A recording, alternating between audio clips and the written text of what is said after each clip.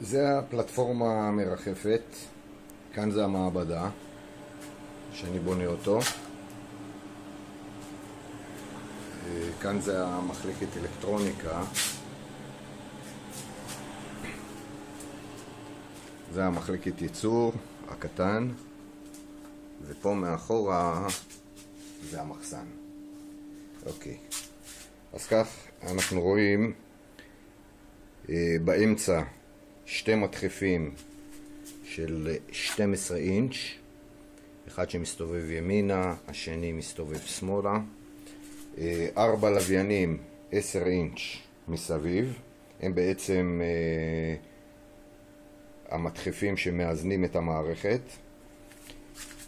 הכל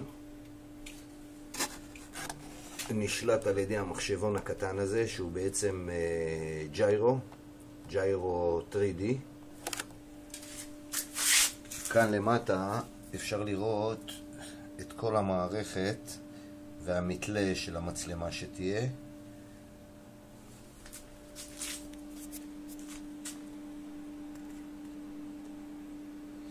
הגוף עשוי מחומר שנקרא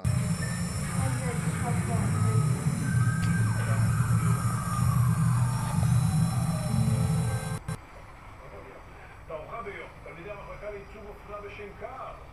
קראו לכם שבוע שעבר, מבתי הספר המובילים בעולם. עכשיו מציגים בבית בנמל בתל אביב, תערוכה בשם מצד שני. כל מייצג מציג שתי מערכות לבוש.